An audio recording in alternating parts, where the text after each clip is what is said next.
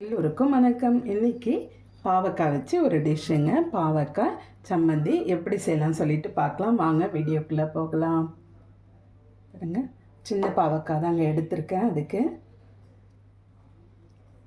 ஒரு கப்பு சின்ன பாவக்காய் நல்லா க்ளீன் பண்ணி விதையெல்லாம் இல்லாத கட் பண்ணி எடுத்துருக்கேங்க. இந்த மாதிரி எடுத்துக்கோங்க. கேஸ் பற்ற வச்சுருவாங்க. எண்ணெய் விட்டுருவோம். நல்லெண்ணெய் கொஞ்சமாக. அதில் மிளகாய் ஒரு 6 மிளகாய் எடுத்துருக்காங்க. அந்த மிளகாய் போட்டுருவோம். ஃபஸ்ட்டில்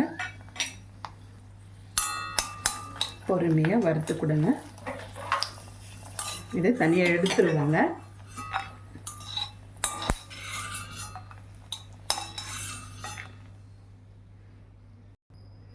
மிளகு 1 ஸ்பூன், சீரகம் 1 ஸ்பூனுங்க, அது போட்டுருவோம்.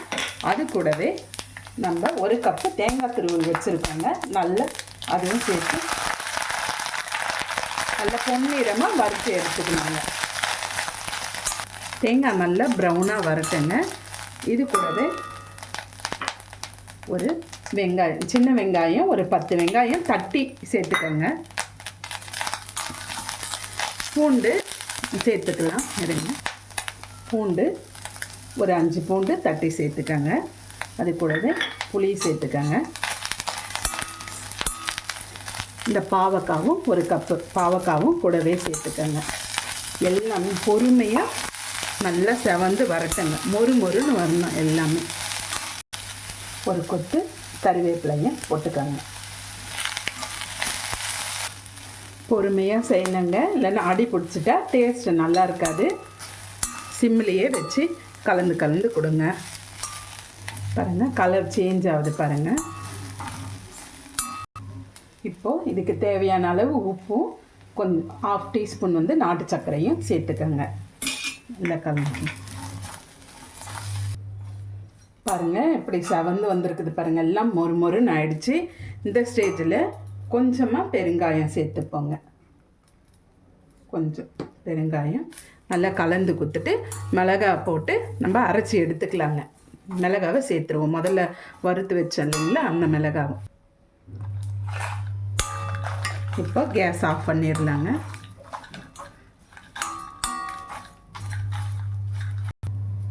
பாருங்கள், கலர் பாருங்கள், இவ்வளோ சூப்பராக வந்திருக்கு.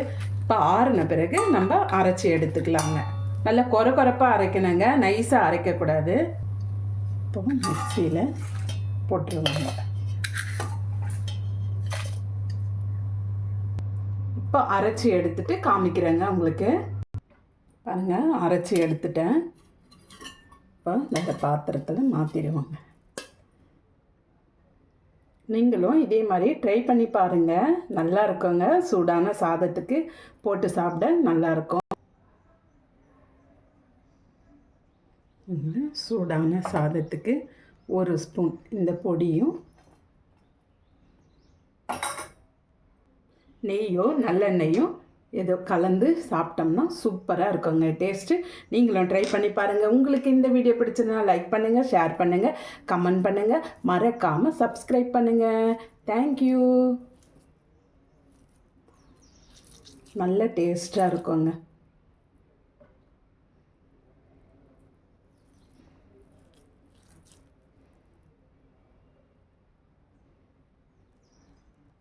கசப்பே தெரியாதுங்க. குழந்தைங்க கூட ரொம்ப நல்லா விரும்பி சாப்பிடுவாங்க. இந்த மாதிரி செஞ்சு கொடுங்க.